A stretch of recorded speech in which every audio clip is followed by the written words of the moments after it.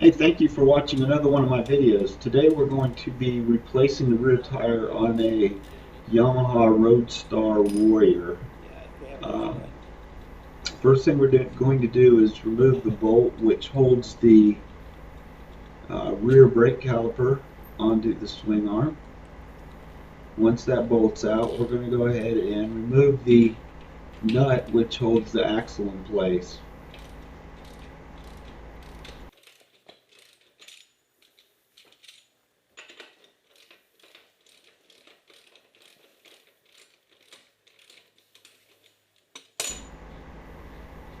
So once we get this nut out, um, we're going to push the axle through a little bit.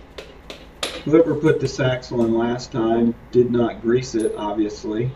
That axle should slide freely out of the wheel, and it's not doing it. So I have a drift pin, and I'm going to just go ahead and push that axle out of the way. And with the axle out of the way, I can now remove my brake caliper from the wheel and get it up over the swing arm. And I remove the belt on the left side.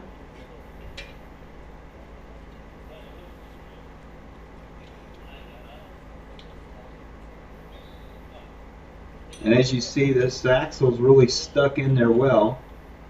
Um, this is a good testament watching this video of why you should always grease your axle before you put it back into the wheel.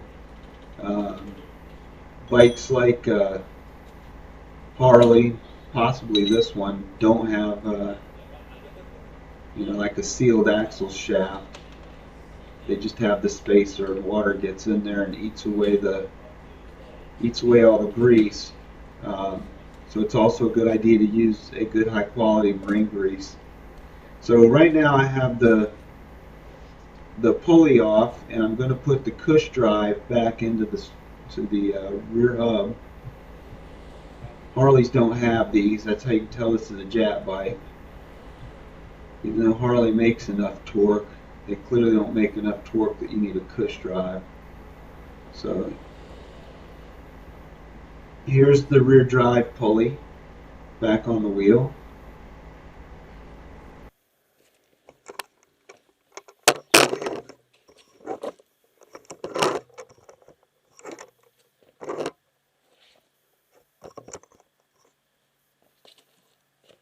You'd have thought the guy doing the video would have cut that out, but he didn't.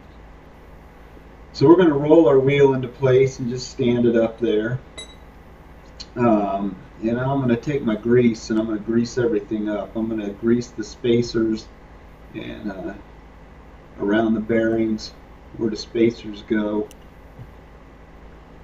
I'm going to put a nice light coat of grease. I'm going to try to keep some of that moisture and dampness out.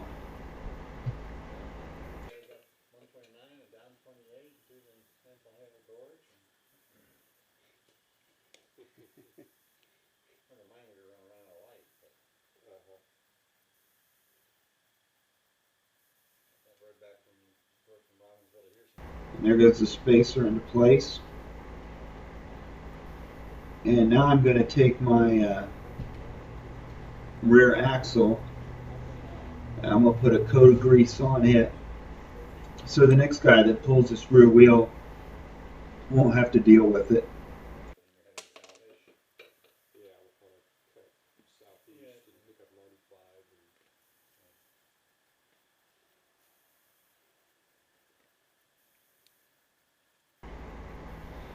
So a good coat of grease, if you always keep your axle greased up, you won't get those wear marks on your axle. You can see right where the bearings rested on this axle. Even in the video you can see it. The goal is to keep your axle a little bit lubed up. So I'm going to put the spacer back in. It's the one where I got my arm amputated.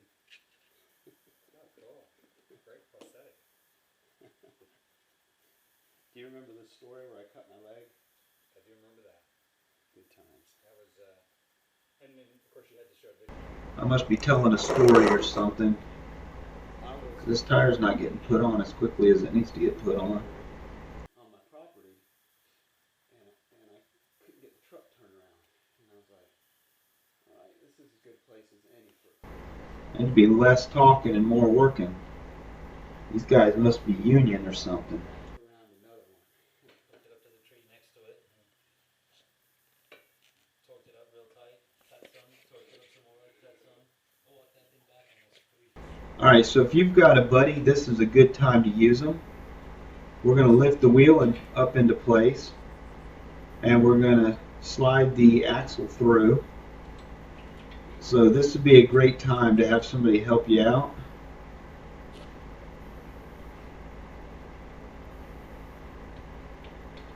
Your light just went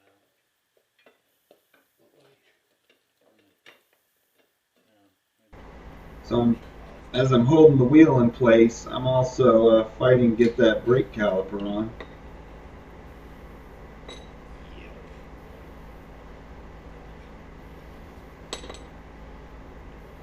Usually Yamahas are pretty easy to work on, but this one's been rode hard and put away wet many, many times. It was a tired old machine. One of those. Yamaha. Remember us talking about this last week?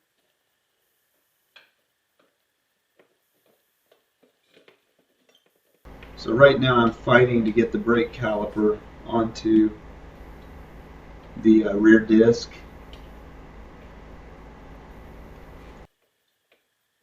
Probably people out there looking right now for a how-to video on this.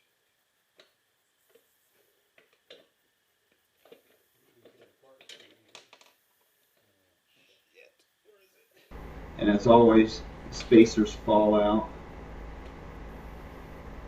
What do you need?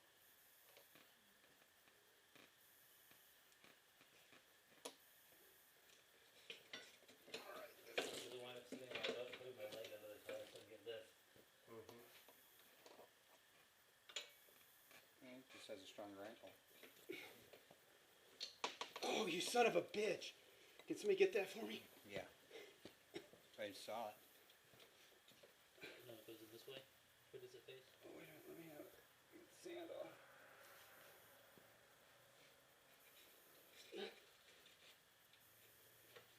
So right now is when your friend comes in handy. While you're muscling around trying to keep the caliper in place, the belt on the pulleys.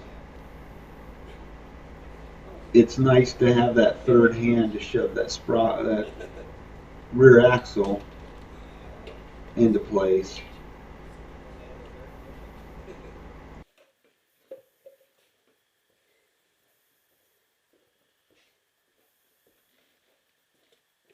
Alright, put the axle in. It was fun to watch for a while, now it's just painful. So as I'm holding the wheel up, you see the axle going in. Down on this side. There. There you go. Okay. How far do you want it? All the way through. Okay. And Lined up somewhere. if you're going to beat on the axle with the palm of your hand, that's when a hammer comes into place. You just tap that axle in. You see how tight it is. So this axle's just been worn hard. Those bearings are probably worn. But all this guy wanted was a used tire, and he was on his way.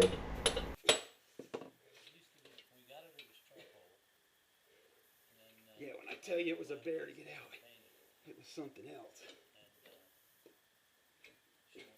Oh, and that goes to the front. Yeah, that makes sense.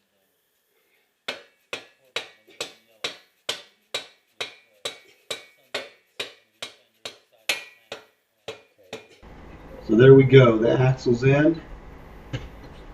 Everything's lined up. I'm putting my axle nut back on.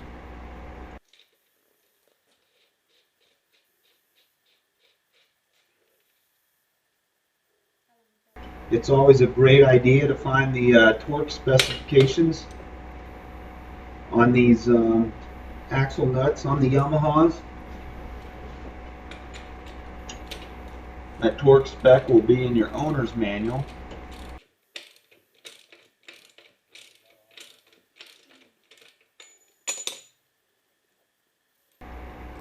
And now we're going to put the bolt back in that holds the caliper into place.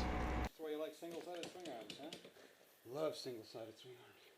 Nothing to adjust. Yeah, Speed Triple has one of those. I love it. Really? Really? Yeah. Okay. Tire change is throw it up on the stand. It's got the hollow axle. Put that in, pick it up. Take the trim cap off. One snap ring, one nut. Slide the wheel off. Yeah. No adjustments, no nothing. Finish tightening down the rear brake caliper. And remember, once all your nuts and bolts are all tightened down and your bike's about ready to go,